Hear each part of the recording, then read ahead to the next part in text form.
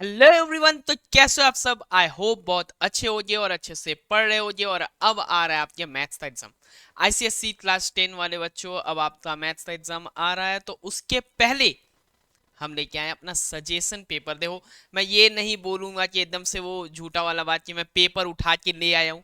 But हाँ, ये paper मैंने अपने एक्सपीरियंस से बनाया है, बहुत सोच के समझ के, प्रीवियस पेपर्स को एनालाइज करके। तो बहुत हाईली प्रोबेबल है कि यहाँ से आपको क्वेश्चंस कॉमन मिले। और अगर आपको देखना है तो आप लास्ट ईयर का भी हमारे चैनल पे वो वीडियो देख सकते हो। एग्जाम के 2 दिन पहले का है और वहां से क्वेश्चंस आए थे। तो आई होप इस बार भी आएगा। ठीक है।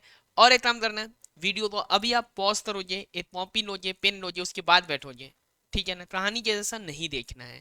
क्या करना है, जब मैं कुछ बता रहा हूं, देखो आपका टाइम कम लगे इसके लिए मैंने पूरा सॉल्यूशन कर रखा है।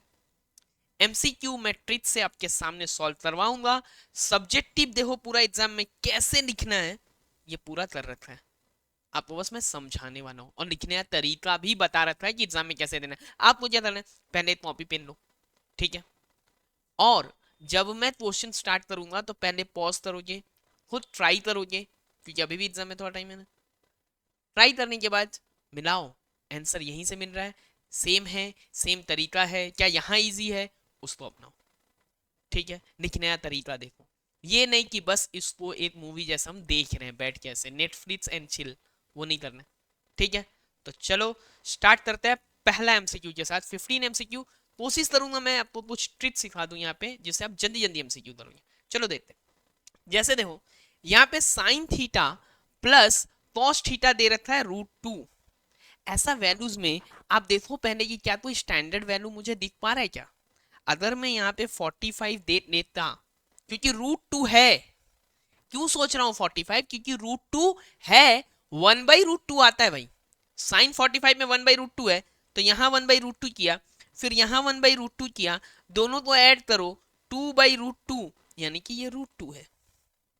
यानी थीटा 45 है, टेन थीटा भी 1, कॉट थीटा भी 1, 1 + 1 2 हो गया, बात खत्म। ठीक है। अभी आ जाओ, अभी आ जाओ नेक्स्ट वाले पे। देखना इधर। If the volume of a cone is equal to the volume of cylinder, then the ratio of the cone's radius to the cylinder's radius is 3:5। अब मैं यहां देखूं, एक कोन है, एक सिलेंडर है। ध्यान से सुनना, दोनों सिलेंडर नहीं है। एक कोन है और दूसरा क्या है, सिलेंडर है। दोनों का वॉल्यूम सेम है। चलो लिखते हैं। सिलेंडर के लिए मैं कैपिटल आर लिख दूं, कैपिटल आर, πr²h। और यहां मैं लोअर केस वाला लिखता हूं, चलो r² और h। भाई सिलेंडर का जो रेडियस है ना वो 5 टाइम्स है, यानी 3h 5h पढ़ लेते हैं अपने। तो यहाँ पे डालू मैं जैसे ही ये 5h, क्योंकि सिलेंडर वाला बाद में है, कोन वाला पहले है। तो सिलेंडर वाला जब बाद में है तो इस पे 5h डालू, बट ये स्क्वायर भी होगा। पाई पाई कांस्टेंट है, हटा दो। ये यहाँ 3 है, इसको भी इधर ले आओ। यहाँ है कैपिटल एच। अब ये देखो r², यानी कि यहाँ पे 3h डालूंगा मैं, क्योंकि रेशियो क्या है, 3:5, 3h एंड 5h। अब यहाँ पे है, अरे ये दोनों h मैंने सेम लिख दिया है, ये वाला h डालो। तो अभी यहाँ क्या हो जाएगा, यहाँ देखना पहले कौन है लेकिन, तो ये हो गया मेरा ये स्क्वायर और ये h। बट कौन इज टू सिलेंडर है, कौन इज टू सिलेंडर। ठीक है ना? तो हम भी जो लिखेंगे हाइट में भी कौन इज टू सिलेंडर ही लिखेंगे। तो हम h बाई कैपिटल H लिखने का ट्राई करेंगे। ये इधर ले आओ, यहाँ आ जाता है 3 × 25h², नीचे आ जाता है 9h²। इसको हटा दो, ये 3 25/3, यानी 25/3 या 25:3, ये वाला पार्ट हो गया। समझ में आया बात? समझ में आ गया? अभी क्या है, इसके बाद वाला देखो जल्दी से। के 2k-1 एंड 2k+1, ये 3 कंसेक्यूटिव टर्म्स है एपी का। तो भाई एपी के लिए हमने क्या पढ़ा है, क्या पढ़ा है एपी के लिए, कि 2k-1 जो है ये मिडिल में है ना, मिडिल वाले का twice is equal to sum of other two. Middle वाले का twice is equal to sum of other two. Add करो, k plus 2k plus 1, k plus 2k plus 1 हुआ 3k प्लस 1, और इधर हुआ 4k माइनस 2, ये इधर आ गया तो कितना बन जाएगा 4k माइनस 3k कितना हुआ k हुआ, ये 1 प्लस 2 कितना हो जाएगा 3। अच्छा ये पूरा पीडीएफ जो है ना, इस नंबर पे कांटेक्ट करना कि हमको ये पीडीएफ चाहिए, तो आपको पूरा पीडीएफ मिल जाएगा।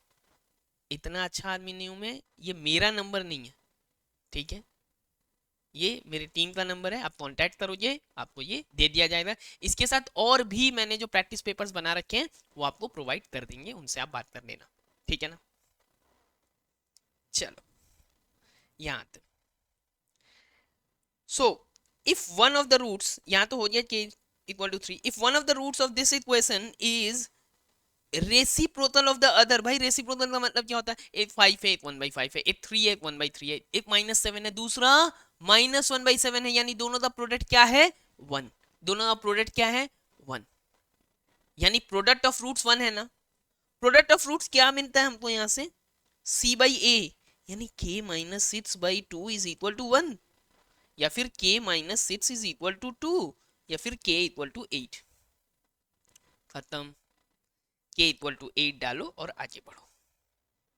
अब बताइए, सीमा जो है वो एक लॉटरी का टिकट खरीद रही है, और उसको बहुत क्यूरियोसिटी था, उसको जिज्ञासा की हम जाने मेरे जीतने का प्रोबेबिलिटी क्या है। No her winning chances, the probability of her winning the first prize in a lottery is 0.08, और टोटल टिकट दिया हुआ है, तो कभी भी प्रोबेबिलिटी के साथ टोटल मल्टीप्लाई कर दो ना, तो नंबर ऑफ फेवरेबल केसेस आ जाता है, तो इन्हीं दोनों को मल्टीप्लाई करो आपको आंसर मिल जाएगा। 2 जीरो हटाओ, ये पॉइंट हटा दो, 60 इंटू 8 480, आंसर खत्म। एमसीक्यू में इतना ही करना होता है, ठीक है ना। बहुत चिल्ला दिया, थोड़ा पानी पी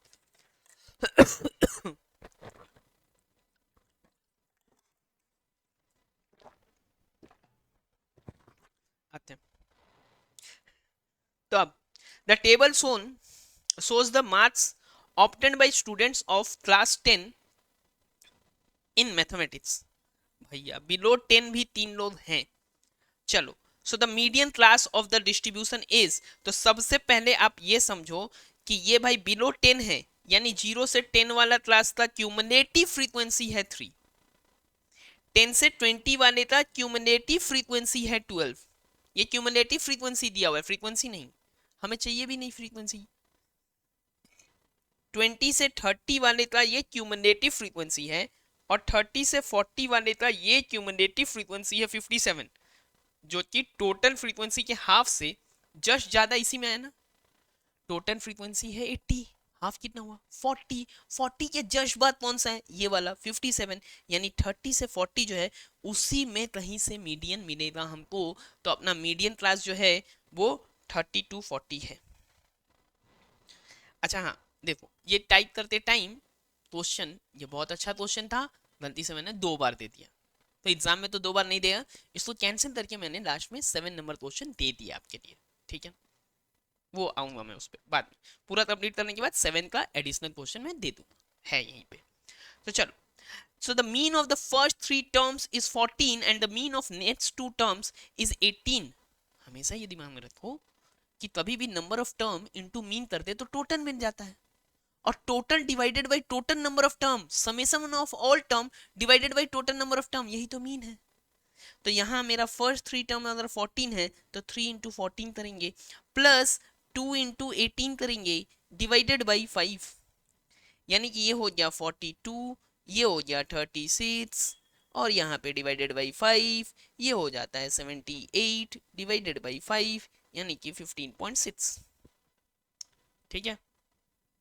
क्योंकि बाद वाला 2 नंबर का एवरेज अगर 18 है तो उनका समेशन 36 होगा ना, 18 इंटू 2, और इधर पे कितना होगा 3 इंटू 14 42, ठीक है। मिला के देखना 15 मिनट लगता है 15 एमसीक्यू में भाई, 15 एमसीक्यूज में 15 मिनट्स आसपास, मैं तो समझा भी रहा हूँ ना, एक्सप्लेन कर रहा हूँ। चलो, तो और अगर ये अच्छा लगे एक्सप्लेनेशन ये वीडियो, तो दोस्तों को शेयर भी कर देना, अपने तक मत रखना, जिसका इसका एग्जाम है उसका अच्छा हो जाए।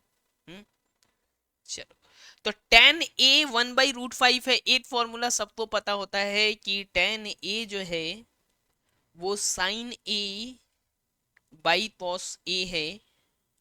थोड़ा अपना खुरापाती दिमाग यहाँ पे लगाओ, मैंने लगाया है, तुम भी लगाओ। क्या? साइन ए बाई कॉसेक ना लिख के इसको अगर मैं कोसेक को नीचे ले आऊं, मतलब साइन का नीचे कोसेक और ये कॉस ऊपर जाके सेक, तो भी तो एक ही बात हुआ ना, ये लिख सकते हैं ना। अब रेशियो में ये 1/√5 है, मैं स्क्वायर करूं तो ये रूट हटा दूं, ये रेशियो तो आ जाएगा ना, यही 1/5 आया ना, रेशियो 1/5। अब मैं जो कर रहा हूं वो आप एमसीक्यू में ही कर सकते हो, इसके अलावा नहीं। ये तरीका बस एमसीक्यू में ही यूज करना, ये नहीं कि सब्जेक्टिव में आ गया क्वेश्चन और ये तरीका छेप के आ गए और फिर बोल दिया आके कमेंट में कि सर ऐसा क्यों बताए थे। ये बस एमसीक्यू का है, बार बार बता रहा हूं मैं, डिस्क्लेमर है। तो यहां डालो 1, 1 - 5, यहां डालो 1, 1 + 5, सेक स्क्वायर की जगह पे 1, कोसेक स्क्वायर की जगह पे 5, सीधा डाल दिया। ये -4, ये 6, -2/3, -2/3। चलो, if slope of the line passing through the points this and this is 2, then the value of k is, यहाँ पे सिंपल सा स्लोप का फॉर्मूला लगाना है, तो लगा देते हैं स्लोप का सिंपल सा फॉर्मूला। y2 - y1, तो 3 - 5 divided by k - 2 is equal to 2। 3 - 5 divided by k - 2 is equal to 2, तो यानी यहाँ हो गया -2 और ये हो गया 2 टाइम्स k - 2, यही ना। ये 2 और 2 करो कैंसिल, यहाँ -1, ये -2 आके इधर +2, ये हो गया k, यानी k इक्वल टू 1, 1। चेक भी कर सकते हो आंसर, 2,5 है, 1,3 है, इनका डिफरेंस कितना है? इनका डिफरेंस है -2, या इस तरफ से भी मैं अगर जाऊं तो इसका डिफरेंस है 2 और इसका डिफरेंस है 1, यानी सही है। चलो आ जाओ, the points these are the vertices of, देखो इसको अगर ऐसे देखोगे ना और डिस्टेंस फॉर्मूला से निकालने बैठ गए तो मतलब होगा नहीं, ऐसे सोचते रह जाओगे। करना क्या है, एक रफ रफ ग्राफ समझ लो यहाँ पे कि भाई साहब यहाँ मेरा 0,0 है, यहाँ मेरा -9,6 है, ये मेरा -9,6 है, ऐसे प्लॉटिंग समझ लो। और ये मेरा 9,6 है, इसके बीच का गैप कितना है बाबू? इसके बीच का गैप है इधर -9 इधर 9, ये हो गया 18। एक पॉइंट है -9,0 और एक पॉइंट है 9,0, यानी ये भी 18, ये वाला भी 6 और ये वाला भी 6। अब खुद से ही सोच लो, ये परपेंडिकुलर सी है, लेंथ आपस में मतलब पैरेललोग्राम तो है ही, और ये साइड परपेंडिकुलर भी है, तो यानी क्या है, ये रेक्टेंगल है। ऑल साइड इक्वल नहीं आ रहा ना, यानी ये रोम्बस तो नहीं है, स्क्वायर भी नहीं है, ये दोनों ऐसे ही खत्म। लेकिन यहाँ ये लाइन परपेंडिकुलर ही जाएगा, -9 और -9 ही है दो का, और 9 और 9 ही है, तो यानी ये क्या है, एक रेक्टेंगल है, बात खत्म। ऐसा नहीं कि डिस्टेंस फार्मूला से डिस्टेंस निकालने बैठते, समझे? चलो अब इधर आ जाओ, x - 2 is a factor of this, find the value of k। तो k 3, क्या करना होता है, x - 2 अगर फैक्टर हो तो x इक्वल टू हम लोग क्या करते हैं बाबू, 2 बैठा देते हैं। x इक्वल टू क्या बैठा देते हैं, 2। तो अगर x इक्वल टू 2 डाल देते हो यहाँ पर, तो 2³ -2 × 2 square +5 × 2 plus k, k k यानी ये 0, 2⁻³ is 8, 3 × 8 minus 2 × 4 प्लस ये 10 प्लस में k इक्वल टू में 0, ये 24, ये 34, ये -8, यानी 26 plus k is equal to 0, ठीक है ना। तो k इक्वल टू क्या हो जाएगा, k इक्वल टू -26। देख लो, 2 डालो 8, 24, 34 -8, 26। क्लियरली समझ में आया कि नहीं? कितना टाइम लग गया देखो एमसीक्यू कंप्लीट करने में, मैं एक्सप्लेन भी कर रहा हूँ, पहले बात भी किया है 2-3 मिनट, मतलब 17 मिनट्स खत्म होते होते अगर एमसीक्यू खत्म हो रहा है तो मतलब समझो हम लोग कितना जल्दी कर रहे हैं, क्योंकि 2 मिनट तो पहले मेरे आपसे वार्तालाप में बीते हैं. So which of the following points are invariant with respect to the line. हमेशा इनवेरिएंट तब होता है इमेज जब वो पॉइंट उस लाइन पे ही हो, रेफरेंस पे ही हो. यहीं पे पॉइंट है तभी इस लाइन के अबाउट इनवेरिएंट है. ये बात समझ में आ रहा है. मिरर पे ही उंगली टिका दो, वही इमेज बन जाएगा, इनवेरिएंट है. तो यानी y इक्वल टू -2 लाइन है, तो जहां -2 होगा वही पॉइंट इनवेरिएंट होगा. ये point y equal to -2 line पे है, इसीलिए यही पॉइंट इनवेरिएंट होगा. हो गया answer. The angle between two radii of a circle. ये जो सर्कल है इसके दो रेडियस के बीच का एंगल बोल रहा है. ये कितना है? 130. Then the angle between the tangents at the ends of radii, मतलब यहां यहां यहां खींचोगे तुम टेंजेंट, यहां. समझ में आ रहा है?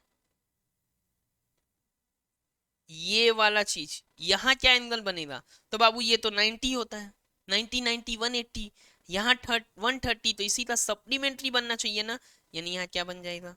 यहाँ बनेगा 50. यहाँ क्या बन जाएगा? 50, क्योंकि ये भी तो 180 होना चाहिए ना, पूरा एक क्वाड्रिलेटरल बन रहा है. समझ में आया बात? ठीक है, इतना ही डिफिकल्ट है. चलो, if the angle of depression of an object कितना है? If the angle of depression of an object is 75 from a 75-meter high tower is 60 degree. ये है एंगल ऑफ डिप्रेशन और ये है एंगल ऑफ एलिवेशन, दोनों सेम ही होता है. नीचे से किसी को देखो जिस एंगल से, ऊपर से वो भी तुमको देखेगा उसी एंगल से. ठीक है, देखना मत. यहाँ देखो, तो 75 मीटर, यहाँ 60, ये भी 60. Then the distance of the object from the tower is, मतलब ये वाला पूछा गया है, 1060 is equal to 75 perpendicular by that base. H समझ लेते हैं उसको. ये है √3, ये 75 बाई एच. तो एच का वैल्यू कितना हो गया? 75 बाई √3. ऊपर √3, नीचे √3, ये दोनों मिलके कितना हुआ? 3. 75 बाई 3 इज 25, तो आंसर है 25√3. ठीक है, चलो 1-2 मिनट एक्स्ट्रा ही लग गया. फिर भी अगर मान लो 20 मिनट में भी हो गया, 20 मिनट्स में भी तुम्हारा एमसीक्यू अगर हो जाता है, तो बाकी के लिए बहुत टाइम बच जाता है. ठीक है, और ये सब मैं क्या बोल रहा हूँ बार बार तुमसे, तुमको एक्सप्लेन कर रहा हूँ, बात कर रहा हूँ. तब तुमको एक्सप्लेन नहीं करना एग्जाम में किसी को, तुमको बनाते रहना. देखो, मतलब सब्जेक्टिव वाले में करना है एक्सप्लेन. तो the sum of money required to buy 50 of ₹40 shares at 38.5. कभी अगर कहीं पहुंच जाओगे किसी दुकान पे तो बोलेगा भैया ये 5,000 का चीज है, आपको 3,000 का दे देंगे. तो भाई अगर आपको 5 खरीदना है, 5 पीसेस खरीदना है उसका, तो जितने में वो दे रहा है वही काउंट करोगे ना. तो हमको कितने में मिल रहा है ये? 38.5 में, 38.50 में ये मिल रहा है. कितना शेयर्स में लेना है? 50 शेयर्स. सीधा भैया number of share into market value of 1 share, बात खत्म. इधर ये है 50, तो ऐसे सिंपल एक मल्टीप्लीकेशन करने का तरीका होता है. यहाँ 100 कर दो, यहाँ बाई 2 कर दो, तो ये तो भाई 19.25 हो जाएगा, और 100 कर दो तो 1925 हो जाएगा. यानी मेरा एमसीक्यू का काम खत्म. अब हम लोग स्टार्ट करेंगे सब्जेक्टिव, जिसका मैंने सॉल्यूशन बना रखा है.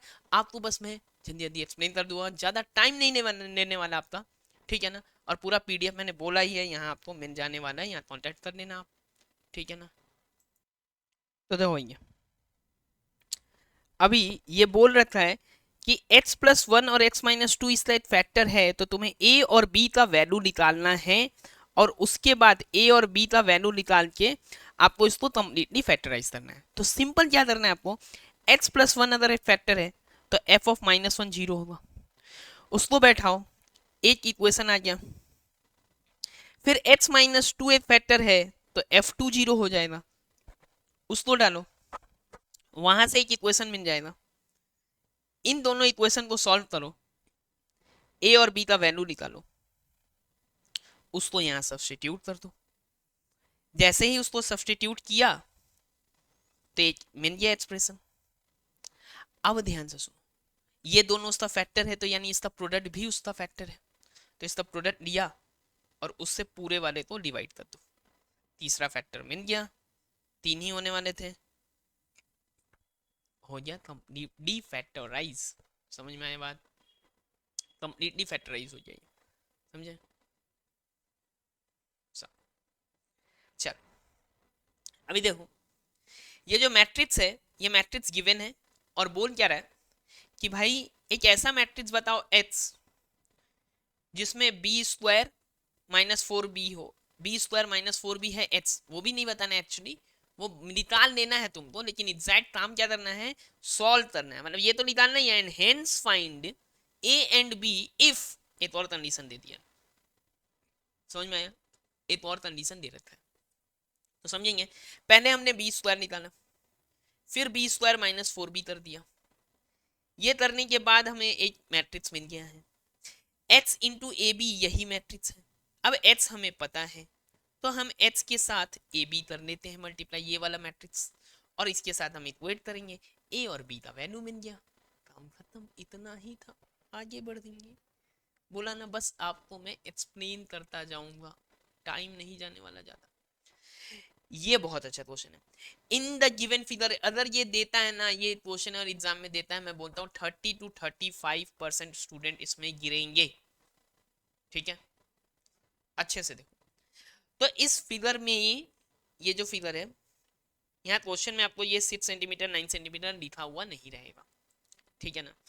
तो यहाँ पे बोल रखा है कि आपको इस फिगर में एक ट्राइंगल है और इसके अंदर एक सर्कल है, सर्कल का रेडियस जो है वो 3 सेंटीमीटर दे रखा है, सर्कल का रेडियस आपको 3 सेंटीमीटर दिया हुआ है बाबू, और बोल रहा है BD जो है वो 6 सेंटीमीटर है और CD जो है वो 9 सेंटीमीटर है, बोल दिया है, डायग्राम में हमने लिख दिया, और एरिया भी दे रखा है 54।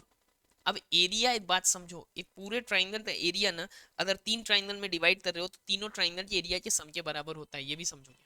और दूसरा जो काम में आने वाला है, इस पॉइंट से, एक्सटर्नल पॉइंट से दो टेंजेंट जो खींच रहे हो, इन दोनों का लेंथ सेम होना है, मतलब AF और AE सेम होना है।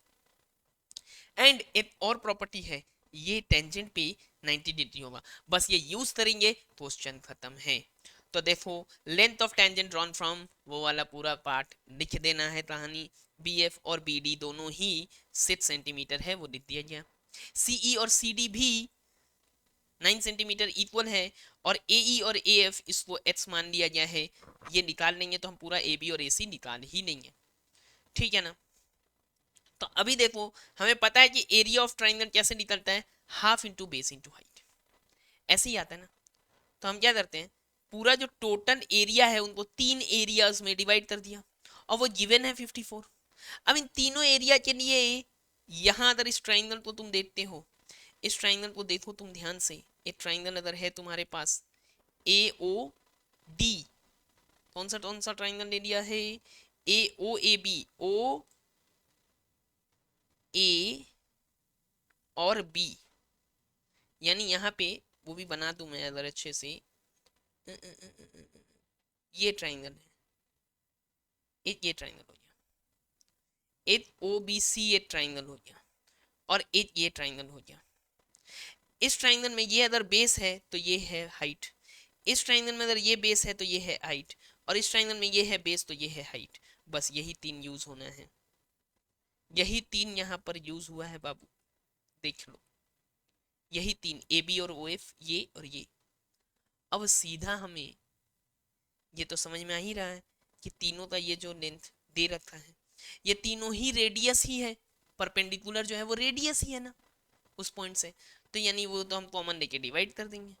अब AB अगर मैंने उसमें H दे रखा था तो H+6 हो जाता है, और यहाँ पे AC H+9 हो जाता है, यहाँ से हमें आराम से H का वैल्यू मिल जाएगा। H का वैल्यू मिल गया यानी हम ए बी और ए सी में ये डाल पाएंगे। समझे बात? क्लियर है? इसके बाद देखो क्वेश्चन 3 बोलता है how many terms of GP are needed to give the sum this. तो भाई यहाँ पे ए का वैल्यू 3 है, क्लियरली दिख रहा है कि कॉमन रेशियो हाफ है। सम का फॉर्मूला बैठाओ, उसको इक्वेट करो इससे, और यहाँ बस एक चीज समझना है कि 2 to the power 10, यहाँ तक थोड़ा दिमाग में रखना कि 1024 होता है, जीपी में बहुत काम आएगा। ठीक है ना? बस वो बैठाओ और क्वेश्चन क्या है सॉल्व करके खत्म हो जाएगा। एन का वैल्यू क्या आ गया? 10। समझे? और एक काम बार बार करना भाई, मैं बार बार बोल रहा हूँ, क्वेश्चन देख रहे हो पॉज करो, खुद का सॉल्यूशन बनाओ, फिर मिलाओ यहाँ से। अभी आ जाओ, ये क्वेश्चन देखो। ठीक है, यहाँ जो है ये दे रखा है ना, पॉज करो, बनाओ, किया ट्राई। अब देखो तो यहाँ ये चिल्ला चिल्ला के बोल रहा है कि कॉम्पोनेंटो डिविडेंडो है, एक बार और कर दो ना कॉम्पोनेंटो डिविडेंडो, मैं नॉर्मल में आ जाऊंगा। ठीक है, तो कर दिया कॉम्पोनेंटो डिविडेंडो। अब देखो ये कैंसिल हुआ पार्ट, ये पार्ट बचा, रूट है, हटाना है, क्या करेंगे? स्क्वायरिंग बोथ साइड, बात खत्म। स्क्वायरिंग बोथ साइड कर दिया, खत्म हो गया ना भाई। स्क्वायरिंग बोथ साइड जैसे ही किया ऐसा पार्ट आ गया ना। अब ये पार्ट आते फिर से एक बार कॉम्पोनेंटो डिविडेंडो कर दो, कॉम्पोनेंटो डिविडेंडो जैसा ही फॉर्म तो है। और ये फॉर्मूला तो भाई एकदम से दिमाग में रखना कि a plus B whole square plus a minus B whole square बहुत काम में आएगा, twice a square plus B square. तो यही यूज किया मैंने यहाँ पे, यहाँ से यहाँ आने में मैंने यही यूज किया। और नीचे वाले ये वाला फॉर्मूला तो मतलब पूरा फेमस है, ये बस सॉल्व करो प्रूफ हो गया। समझे? यहाँ ये p डैश जो है, p का इमेज है इन द एक्स एक्सिस और o dash is the image of origin. ठीक है, फिर से वही बात, पूरा देखो अच्छे से, पॉज करो, और अब इसको तो सिंपली हमने प्लॉट किया। प्लॉट करने के बाद आप ग्राफ में करोगे, मैंने स्केल से मेजर करके कर दिया है यहाँ पे। इसके बाद इसी को हम यूज करके ना, ये कितना है 6:0, 6,0 है, ये 3,-4 है, तो ये डिस्टेंस हम निकाल लेंगे। ठीक है, ये डिस्टेंस हम निकाल पाएंगे, 3,-4 और 6,0 था। ये भी 3-4 से मतलब ये भी 5 है, ये तो 5 ही है, 5 है क्या? 6 और 3, हाँ 5 है। चलो, तो ये डिस्टेंस मिल गया 5, ओपी का डिस्टेंस कितना है? 5 है। चारों का ही डिस्टेंस ऐसे 5 निकल जाएगा, सभी का डिस्टेंस जब 5 निकल गया तो ये क्या हो गया? एक रोम्बस है। अच्छे से मिला लो सॉल्यूशन। और क्या क्या पूछा था इसमें? और क्या क्या पूछा था? ओ लेंथ उन सेगमेंट का, इसका क्या हो जाएगा लेंथ भैया? ऊपर 4 नीचे 4 8, इधर इधर 3 हो गया तो ये 6। इस पे क्या ही सोचना, आगे बढ़ जाए। ठीक है ना? सोनल जो है नाव लेके जा रही है, स्पीड कितना? 5 किलोमीटर पर आवर, और उसको 1 घंटे ज्यादा लगता है अपस्ट्रीम में, ठीक है, then to return downstream. Kilometre इतना ही है, अपस्ट्रीम में ज्यादा टाइम लगता है। ठीक है, तो क्या करेंगे? नॉर्मल उसका तो 5 है ना, स्पीड ऑफ स्ट्रीम पर लो x, तो अपस्ट्रीम में माइनस करोगे, डाउनस्ट्रीम में ऐड कर दोगे। और हाँ ये दिमाग में रखना भैया 0 to 5 के बीच में ही होगा स्पीड, क्योंकि बोट के स्पीड से अगर ज्यादा है तो वो अपस्ट्रीम जा ही नहीं पाएगा। तुम समझो 5 किलोमीटर पर आवर से ले जाना चाह रहे हो, हाँ, जब तुम जा रहे हो डाउनस्ट्रीम तब तो ये प्रॉब्लम नहीं है, हवा के साथ साथ घटा के संग संग तुम निकल जाओगे। लेकिन तुम इधर जा रहे हो, इधर से आ रहा है लहर, समझो, तो तुमको तो अटका देगा ना। तुम ये जा रहे हो, ये इधर से आ रहा है, रोकेगा ना। तो क्या करना है? ये वाला तुम्हारा जो स्पीड है वो पानी की स्पीड से ज्यादा होना चाहिए, इसीलिए स्पीड ऑफ स्ट्रीम जो है वो 5 के अंदर ही होगा, तभी वो अपस्ट्रीम जा सकता है बच्चा। तो 5 - x और यहाँ पे 5 + x, ये दोनों ही टाइम को निकाला गया, उस डिस्टेंस के साथ, और उसका डिफरेंस है 1। अब क्या है, क्वाड्रेटिक फॉर्म होगा, उसको सॉल्व करेंगे, बचपन से करते आ रहे हैं हम लोग, मिड इन टर्म फैक्टराइजेशन उतर दिया। अब एच का वैल्यू नेगेटिव तो आएगा नहीं, ठीक है। तो अब क्या है, स्पीड ऑफ स्ट्रीम क्या हो गया, 2 किलोमीटर पर आवर, वो एच का वैल्यू निकल गया, ठीक है ना। यहाँ आते हैं, find the value of k so that the equation this has equal roots, also find the roots in each case। तो भैया B square minus 4ac that is discriminant, zero होता है डिस्क्रिमिनेंट। तो डी का वैल्यू जीरो किया, के का value plus minus 2√6। इसके केस 1 में देखो दोनों इक्वल रूट्स आएंगे, बट मैं उसको लिख रहा हूँ 2 बार, ठीक है। इक्वल रूट्स को भी लिखना चाहिए, यहाँ भी माइनस डालो यार, और ये दोनों भी, समझे भाई। तो इसमें √6/3 मैंने पूरा रैशनल, अब पूरा डिवाइड मत करना, हम लोगों को रैशनलाइज करना होता है, तो ये नॉर्मल है।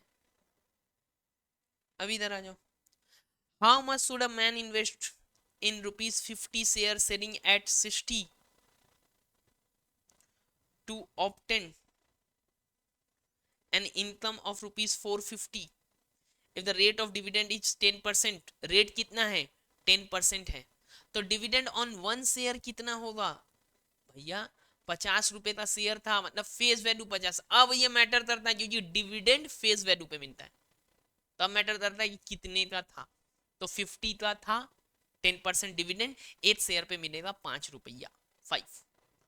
तो टोटल इनकम कितना करना है, 450। तो टोटल शेयर कितना खरीदना पड़ेगा, 90। 5 रुपए का 1 शेयर है, मतलब 5 रुपए का नहीं है, 5 रुपए एक पे प्रॉफिट है, टोटल 450 प्रॉफिट करना है, 450/5 दैट इज 90। अब मार्केट वैल्यू कितना है, 90, मार्केट वैल्यू कितना है, 60 है। 90 शेयर्स उसको खरीदना है, कितना इन्वेस्टमेंट होगा, 19 × 60 दैट इज 5400। अब 8% या इनकम परसेंट क्या होगा, 450 उसका इनकम है, इन्वेस्टमेंट कितना है 5400, इंटू कर दो 100, आ जाइए 25/3 या फिर 81/3%। बट यहाँ बोला है to the whole number, nearest to the whole number मतलब 8%।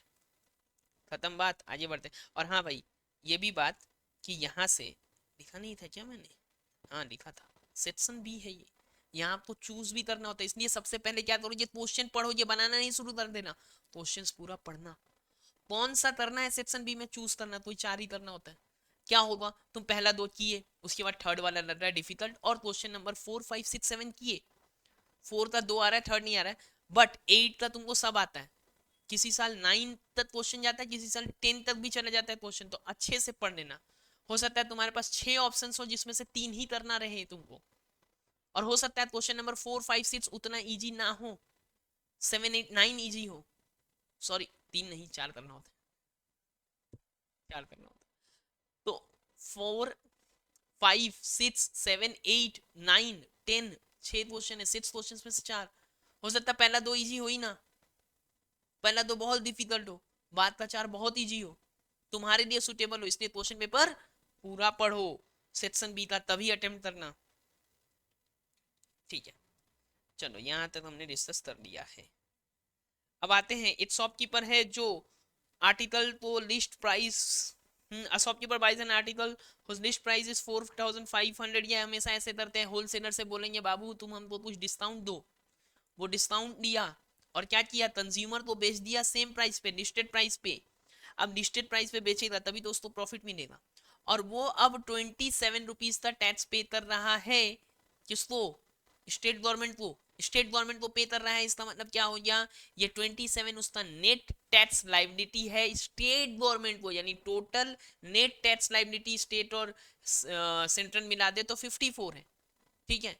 तो टोटल जो 12% है उसका, वो तो 6% में डिवाइड हो जाएगा।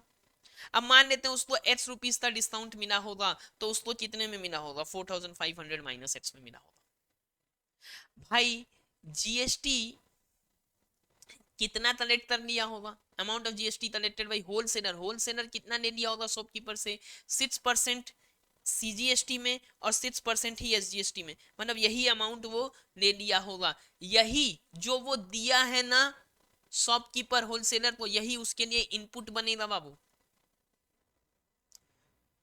और देखो यहीं पे लिख दिया जाए, इनपुट बनेगा। Now shopkeeper sells the article to the consumer at the listed price, that is 4500. The amount of GST collected by shopkeeper, that is output GST for shopkeeper, कितना होगा आउटपुट जीएसटी? 270 रुपीज हो रहा है। 270 क्या, CGST भी SGST भी। तो भैया हम नेट जो स्टेट को वो देगा, क्या देगा? 270 माइनस दिस, यानी कि ये अमाउंट। और कितना दिया है क्वेश्चन के हिसाब से अकॉर्डिंग टू प्रॉब्लम? ये वैल्यू 27 है, सॉल्व करोगे तो 450। भाई परसेंटेज डिस्काउंट कितना है? 450 डिवाइडेड बाय दिस, देख के लग रहा है 10%। आगे बढ़ो। Calculate the ratio in which the line joining this, तो सीधा सा है, रेशियो निकालना है। किस रेशियो में डिवाइड किया है? हम लोग मान लेते हैं k:1 में किया है। अब ये क्रिस क्रॉस वाला फॉर्मूला यूज करो।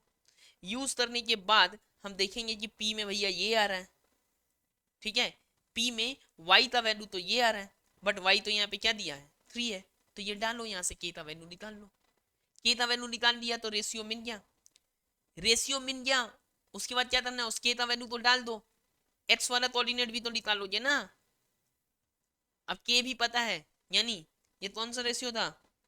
1:3 में 1 इधर 3 इधर, 1:3 एंड 3 into -4, 1:3। और या फिर यहाँ भी लिख रखा है, अगर ये लिख रहता है तो भी ठीक है, नहीं तो ऐसे भी कर सकते थे 1:3 और 3 into -4 -12 डिवाइडेड बाई 4, यानी -9/4। यहाँ से भी निकाल सकते थे, दोनों एक ही आएगा, तरीका कोई भी डालो आंसर वही आएगा, सही से किया तो। अब ये एपी का डिस्टेंस निकाल लो। चलो आगे बढ़ो। क्या बोल रहा है?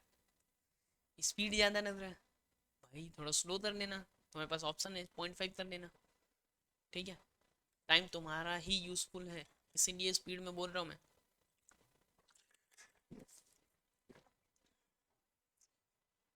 Line A B meets x axis at A, ये एक्स एक्सिस पे ए पे मिल रहा है और इधर बी पे मिल रहा है वाई एक्सिस पे। अब बीच में 4, -1 है, और वही झमेला है, रेशियो में डिवाइड करोगे, वो फॉर्मूला पुट करो, ये पॉइंट मिलता है, पी का वैल्यू दिया हुआ है, ये पुट करोगे जैसे ही, पहले वाले पे 4 दूसरे वाले पे -1, ए बी का वैल्यू मिल गया, कहानी खत्म, ठीक है। अब क्या स्लोप लोप जो भी बोला हो इस क्वेश्चन में, find the coordinate of this, और स्लोप ऑफ द लाइन या equation of the line perpendicular to this and through P. तो पी तो अपने को पता है, स्लोप ऑफ ए बी निकाल लो, उसके परपेंडिकुलर का स्लोप -1/that करके मिल जाएगा। तो slope of A B is -2, तो उसके स्लोप ऑफ ए बी नहीं, slope of A B is half, तो उसके परपेंडिकुलर लाइन का -2 मिल जाएगा, ठीक है। यहाँ मेरा काम मेन है कि तुमको ये क्वेश्चन दे देना, इसका सॉल्यूशन भी दे देना कि कैसे लिखा जाता है एग्जाम में, एमसीक्यू का ट्रिक समझा देना, मैं समझा चुका हूँ। इन सब का अलग से भी वीडियो किया हुआ है चैनल पे, एग्जाम किट 2013 2023 प्लेलिस्ट का लिंक मैं डिस्क्रिप्शन में डाल दूंगा, वहां 3 क्वेश्चन अलग से धीरे धीरे समझाया गया, वो भी देख सकते हो। 2023 का था, बट वो 25 में भी रेलेवेंट है, ठीक है भाई। ये 400 रुपया डाल रहा था हर महीना, और इतना इसको मिला eight the time of maturity, आपको टाइम निकालना है। लास्ट ईयर तो बैंकिंग का मेरा क्वेश्चन का नंबर मैच कर गया था, ठीक है, नंबर तक मैच कर गया था एग्जैक्ट, मैंने जो डेटा दिया था वो डेटा मैच किया था। अब जाके मिला लेना यार, बार बार बोलना क्या, वीडियो 2 दिन पहले का, एग्जाम के 2 दिन पहले का वीडियो है वो, ठीक है, डेट है वहां मेंशन। तो ये फॉर्मूला सिंपल सा है, वो डाल दिया, इंटरेस्ट था, और ये इंटरेस्ट कितना दिख रहा है आपको यहाँ। अब find the total time for which the account was held, बोला गया है ना, यही एन है, एन तो अपने को पता नहीं है, ये निकालना है, बट मैच्योरिटी वैल्यू तो दिया हुआ है, if gets this at the time of maturity, तो यानी 400n प्लस इंटरेस्ट, क्योंकि भाई 400 हर महीने डाल रहा है, जितना महीना डाला वो ये आया। इसको सॉल्व करो, एन का वैल्यू 60 आया, क्योंकि भाई नेगेटिव तो हो नहीं सकता, यानी अकाउंट 5 साल तक था, हेड किया गया था। इन एन एपी, इसको थोड़ा सा बनाओ तुम, इसका सॉल्यूशन नहीं देने वाला, ये तुम बनाओ। In an AP of 50 terms, the sum of first 10 terms is 210 and sum of its last 15 terms is this। बढ़िया वाला क्वेश्चन है, सॉल्यूशन नहीं दिया, ऐसा नहीं दे रहा हूँ, थोड़ा ट्राई कर लो, पॉज करो, थोड़ा ट्राई कर लो, सोच लो, टाइम है, सोचो। ठीक है चलो सोच लो, सोच लिया, ट्राई किया, अब मिला सॉल्यूशन बना रहे। पूरा ये तामझाम कहानी तो लिखना पड़ता है कि भाई ए जो है वो अपना फर्स्ट टर्म है, डी जो है वो कॉमन डिफरेंस है, इसमें 50 टर्म है, 50 टर्म्स है, एन का वैल्यू 50 है। पहला वाला 10 टर्म्स का समेशन जो है वो 210 है। लास्ट 15 टर्म्स यानी S50 माइनस फर्स्ट 35 टर्म्स का हटा दो तो लास्ट 15 टर्म्स मिल जाएगा, वही वैल्यू है ये। चलो अब ये दोनों बैठाओ, 50 के लिए और 35 के लिए उसका डिफरेंस यहाँ सॉल्व करो, तो ये वैल्यू मिल गया। अब इसको 2a में ही रहने देते हैं क्योंकि यहाँ भी 2a में है, दोनों सब्ट्रैक्ट कर दो, 2 माइनस 1। ठीक है ये मिल गया 75, d is equal to 300, that is d equal to 4।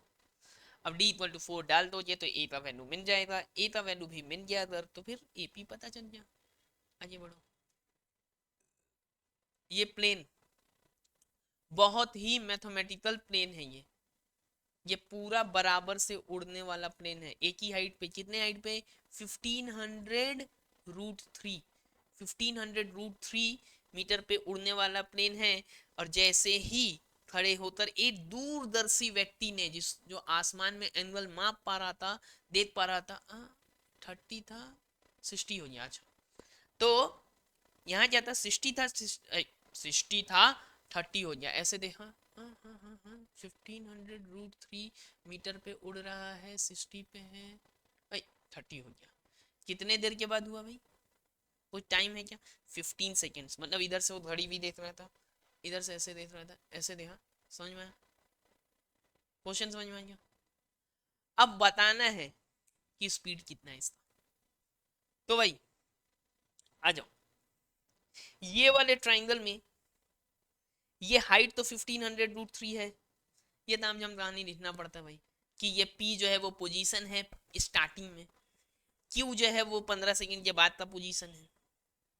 ठीक है 30 डिग्री पे ये था, 60 डिग्री पे था, 30 डिग्री पे हो गया है, ये और ये डिस्टेंस सेम होने वाला है, ये डिस्टेंस सेम होने वाला है, ये सब लिखना पड़ेगा। अब इस ट्राइंगल में tan 60 MP बाई ये है, यहां से मुझे ये मिल जाएगा क्योंकि ये तो 1500√3 है, तो AM मिल गया।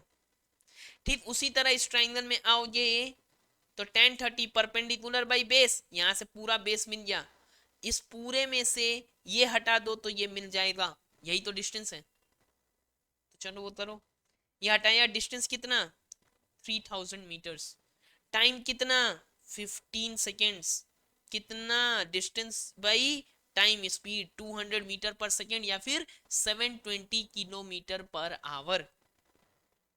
अच्छा question number 7, fourth term of the GP 16 and seven term is 128, तो इसका मतलब क्या है भैया कि A4 जो है वो 16 है और A7 जो है वो 128 है, AR⁴ है और AR⁴ क्या होता है, an होता है AR⁴n-1, तो A7 कितना हो गया 128। अब क्या करेंगे भाई, हमको जब AP मिलता है तो हम लोग सब्ट्रैक्ट करते हैं, जब GP मिलता है तो एलिमिनेट करने के लिए हम लोग डिवाइड करते हैं। ये लाइट क्यों ब्लिंक कर रहा है, एक लाइट बंद हो चुका, ठीक है, अरे गॉड, एक मिनट रुकना भाई। नहीं चलेगा ये चलने दो, इसी बीच अपना एक लाइट फ्यूज हो चुका है, फटना मत। हम्म, तो RQ अभी बज रहे हैं रात में 10:50, तो 10:50 PM, चलो रिकॉर्डिंग के बीच में ये लाइट फट ना जाए बस। ठीक है समझ में आ रहा है सबको, सबको समझ में आ रहा है, ठीक है। nth टर्म क्या है, AR⁴n-1 है, यानी मेरा फोर्थ टर्म जो है वो 16 है और सेवेंथ टर्म जो है वो 128 है, डिवाइड करेंगे, कर दिया डिवाइड, RQ हो गया 8, तो R का वैल्यू कितना है बाबू, R का वैल्यू है 2, आर का वैल्यू है कितना, आर का वैल्यू है 2। अभी अभी अभी अभी ये गड़बड़ हो रहा है क्या इसमें कुछ, नहीं, ठीक है ठीक है ठीक है ठीक है। आर का वैल्यू भी 2 और ए का वैल्यू भी 2, समझ में आ गई है। आगे बढ़ते हैं, ये जो बहुत अच्छा क्वेश्चन है, यहाँ पे एक बिल्डिंग है देखो, ये मैंने अपना थोड़ा डायग्राम बनाया। यहाँ एक सिलिंड्रिकल ऐसा, क्या ये बिल्डिंग है ना, हाँ, उसके ऊपर एक हेमिस्फेरिकल शेप है, ठीक है। और बोल क्या रहा है, the base diameter of dome is equal to 2/3 of the total height of the building. तो 2/3 of the total height of the building, तो total height of the building को अगर हम h ले लेते हैं तो बेस डायमीटर क्या हो गया, 2h/3 हो गया। 2r इज 2h/3, तो r हो गया मेरा h/3।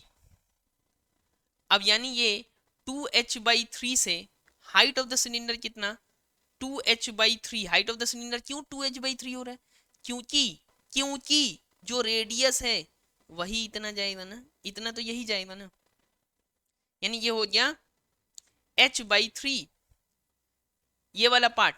तो बचा हुआ सिलेंडर का हाइट कितना हो गया, 2h/3, 2h/3 हो गया सिलेंडर का हाइट। अब volume of sphere plus volume of cylinder, यही होगा ना वॉल्यूम, और इसी में तो है एयर, और एयर कितना दिया है 67 1/21। तब करते हैं इसको, वॉल्यूम का दोनों का फॉर्मूला डाल दो, एच तो रख दिया है हाइट ऑफ द सिलेंडर, और इसको करो सॉल्व, यहां से आपको मिल जाएगा एच का वैल्यू 6। और पूरा पीडीएफ जो चाहिए तो कर देना कॉन्टैक्ट उस नंबर पे। अब यहाँ आ जाओ, मोड निकालना है हिस्टोग्राम से, बट मैं आपको एक तरकीब और बताता हूँ जिससे आप आंसर निकाल लेना। इससे आंसर पहले से पता होगा, डायग्राम अच्छे से बनेगा। क्या करना है इसमें, L F minus F one, 2f f1 minus f2, और यहाँ पर h है। भैया ये सब है क्या, जो सबसे ज्यादा फ्रीक्वेंसी हो उसको f लिखो, इधर f1 लिखो, इधर f2 लिखो। और ये तो भैया इंक्लूडिंग नहीं है, तो इसको इंक्लूडिंग बनाना पड़ेगा, मतलब 30.5 से 36.5। अब ये पुट करते हैं, l जो है वो lower limit of the model class, जो मोड है, जो सबसे ज्यादा फ्रीक्वेंसी है वो 20 है, ये आएगा 42.5 वाले से 48.5 वाला, इसी रेंज में आएगा ना वैल्यू।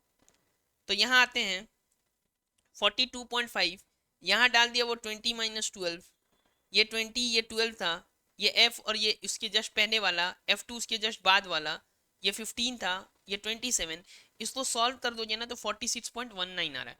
इसका मतलब मेरा आंसर आसपास 46 के आना चाहिए।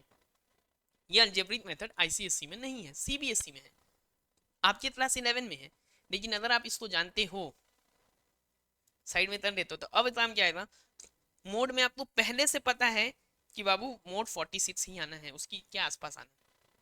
कैसे बनाते हैं हम लोग, ये सिंपल सा, यहाँ मैंने क्या किया, डिवाइड किया, स्केल लिखना जरूर से, यहाँ ये वाला पार्ट भी लिखना है आपको कि ये नंबर ऑफ वर्कर्स को डिनोट कर रहा है, ये नंबर ऑफ वर्कर्स है, ये नंबर ऑफ वर्कर्स ए इधर है, ये डेली वेजेस है, सॉरी ये डेली वेजेस है, ये डेली वेजेस है, ये नंबर ऑफ वर्कर्स है, और यहाँ स्केल लिख देना। यहाँ मैंने 5 स्मॉल डिविजन्स को 1 लिया है, 5 small division along Y axis 1 है। यहाँ मैंने 2 small divisions along Y X axis को मैंने 1 यूनिट लिया है।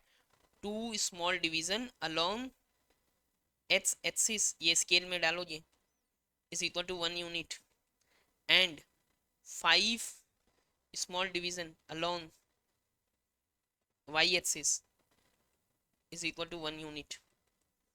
खत्म। यहाँ पे जो सबसे ज्यादा आया उसको यहाँ से यहाँ टानो, उसको यहाँ से यहाँ डालो, वो जहाँ मिलता है वहीं से ड्रॉप करो नीचे और आ जाएगा ये आंसर। बट मैं क्या करता हूँ अक्सर, मुझे तो यहाँ से अलजेब्रा से आंसर पता है 46, तो मैं पहले ये पिंक वाला लाइन ड्रॉ करता हूँ और अब उसी के हिसाब से इसको मिलाने की कोशिश करता हूँ। ऐसे ये तो इजी है हिस्टोग्राम, ओजाइव में ये बहुत जरूरी होता है, ठीक है ना, ओजाइव में बहुत जरूरी होता है। मीडियन कैसे निकालते हैं ये आप सीबीएसई वाला मेरा जो प्लेलिस्ट है ना उसके स्टैट्स के वीडियो में आप देख सकते हो, वहां मैंने अलजेब्रा से कैसे निकालते हैं मीडियन सब बताया हुआ। अब इसके बाद देखो, two different dice are thrown, ठीक है ना, यहाँ पे टू डिफरेंट डाइस जो है वो थ्रो किया जा रहा है। What is the probability that the sum of two numbers appearing on the top dice is 8, 13? ये सब डिफरेंट केसेस है। तो सबसे पहले तो आप बना लो ये सैंपल स्पेस 1 1 से लेके 1 6 तक, 6 6 तक 36 आएगा, इक्वली लाइटली है। अब लिखो ये let A be the event to get 8। अब उस ए में क्या आएगा, ए में भैया जो जो इवेंट है 2 6 3 5 4 4 5 3 6 2 वो लिख दिया। 5 है ना उसके फेवर में, लिखो ये 5/36। ऐसे ही भाई event of sum of two number 10 आना चाहिए, यहाँ पे क्या आना चाहिए, क्या बोला है 10, एटलीस्ट 10 बोला ना। बी में 13 था, बी में भी 13 है, यहाँ पे 10 होगा, 13 नहीं 10 होगा, ठीक है। और ये 10 सम 10 आना, वो 10 होगा। क्वेश्चन में गलती हो सकता है, सॉल्यूशन में नहीं। Let C be the event कभी कभी सॉल्यूशन में भी हो जाता है। Let C be the event sum is at least 10। तो अगर सम एटलीस्ट 10 है तो 10 11 12 तीनों हो सकता है, वो तीनों ले लिया जाए। इसी तरीके से आज ही का भी राम कहानी ऐसे ही चलेगा अपना। आते हैं उसके बाद वाले क्वेश्चन पे, 1 + cot x - cosec x, 1 + tan x + sec x। जिसको भी समझने में थोड़ा ऐसा ना हो जल्दी जल्दी थोड़ा बैक कर लो, ठीक है। ये रिवीजन का भी रिवीजन है, ये मेनली तुमको दिया हुआ सजेशन है, देखो अगर काम आ जाए या अच्छा लग जाए। एग्जाम के बाद आके जरूर वीडियो पे कमेंट करना कि कितना आया था तुम्हारे एग्जाम में और कितना यूजफुल हुआ था, ठीक है ना। तो चलो 1 + cot x - cosec x और 1 + tan x + sec x, ये वैल्यूज डालो यहाँ पे। ये वैल्यूज क्या डालो, क्या वैल्यूज डालना है भाई, सबको सबको अपना फंडामेंटल रेशियो में ले जाओ। क्या होता है फंडामेंटल रेशियो, साइन और कॉस। जब भी ऐसा झमेला हो साइन और कॉस में डिवाइड करो। तो पहले तो मल्टीप्लाई किया, फिर साइन और कॉस में डाल दिया, फिर सॉल्व करो, देखो अपने आप चीजें कैंसिल होंगी। इसके बाद जो बचा हुआ पार्ट है ना, ये देखो sine x by cos x, cos x by sine x, और ये इसको एक साथ सॉल्व करो। Sine square x plus cos square x क्या होता है, 1 होता है, ठीक है ना। जिसको भी ये सॉल्यूशन में दिक्कत हो अच्छे से देखना है इसको, ठीक है, अच्छे से देख लिया। चलो ये जो कंस्ट्रक्शन है इसको मैं समझा देता हूँ, तरीका स्टेप। यहाँ पे बनाना तो मुश्किल है ना भाई, तो मैंने इसलिए ये एक एग्जांपल था आपके एम एन अग्रवाल बुक में, वहीं का फोटो ले रखा है, ठीक है। तो देखो construct A B C given that A B is 4.5 and B C is 7। तो क्या करना है, और मीडियन दे रखा है 4, तो सबसे पहला काम करो इसको लो। मैं एक स्टेप समझाता जाऊंगा आपको क्या करना, क्या इसमें ये लेना है, ये लेने के बाद ही, ये बी सी 7 लेने के बाद ही इसका परपेंडिकुलर बाइसेक्टर डालो। मतलब आधा से ज्यादा लेके इधर काटा, इधर भी आधा से ज्यादा लेके, और ये परपेंडिकुलर बाइसेक्टर आने के बाद ये जो डी पॉइंट मिल जाएगा ना, ये एडी जो है वो 4 है, तो डी पे रख के कॉम्पास वो पेंसिल 4 का लेके यहाँ काट दो, और बी पे रखो और 4.5 लेके कॉम्पास यहाँ रख के पेंसिल यहाँ से काट दो, ये बन गया ए। अब ए बी सी मिलाओ, एक ट्राइंगल बन गया। अब ये एंगल लो, एंगल को करो बाइसेक्ट, एंगल बाइसेक्ट जैसे हो गया, क्या किया, एंगल बाइसेक्ट होने के बाद ये पॉइंट सेंटर, एंगल बाइसेक्टर कहाँ मिलता है, इन सेंटर पे। सर्कल इंस्क्राइब करना है ना, सर्कल अंदर रहना है, ट्राइंगल को इंस्क्राइब करेगा, सर्कमस्क्राइब नहीं, construct inscribe circle.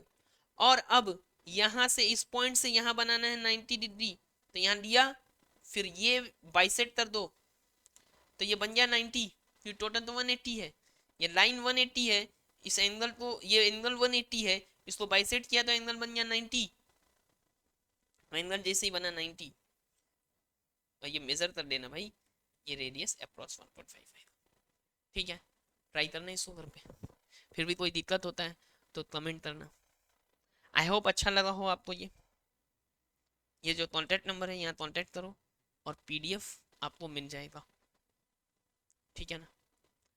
RVF raise विक्टरफील्ड institute हमारा ऑफलाइन इंस्टीट्यूट है कोलकाता में, 2 जगह पे सेंटर है, दमदम में भी और बारानगर में भी। ठीक है, तो वहाँ आप कांटेक्ट करो, आराम से आपको सारा ये चीज़ मिल जाएगा। ठीक है, चलो बढ़िया। तो फिर all the best for your exams. मैं कोशिश कर रहा हूँ और भी कोई छोटा छोटा टॉपिक हो तो आपको मैं एग्जाम के पहले वो प्रोवाइड कराऊँ, लेकिन ये जैसा मैंने बहुत सारे स्टूडेंट्स को बोल रखा था, मैसेज भी आ रहा था जो बच्चे ऑफलाइन में हैं मेरे पास कि सर ये सजेशन वाला वीडियो कब आने वाला है, तो आ गया है। अब आपका काम है आप इसको अच्छे से देखो और ज़्यादा से ज़्यादा लोगों में पहुंचाओ और अच्छे से पढ़ो, ठंडा दिमाग से एग्जाम देना भाई। एग्जाम आपका बहुत अच्छा होने वाला है, क्योंकि अभी तक आपने इससे इजी पेपर लाइफ में नहीं देखा होगा, इससे इजी एग्जाम नहीं दिया होगा जो आप बोर्ड्स में देने वाले हो। इजी पेपर होता है बोर्ड में, इतना भी डिफिकल्ट नहीं है। जो आपने अपने ट्यूशन में जो मॉक टेस्ट में जो पेपर देखा होगा उससे इजी मिलने वाला है। अगर किसी ने आरवीएफ में अपना मॉक टेस्ट दिया है तो उससे तो उसको इजी ही मिलने वाला है। चलो ठीक है, आज के लिए इतना ही। Thank you.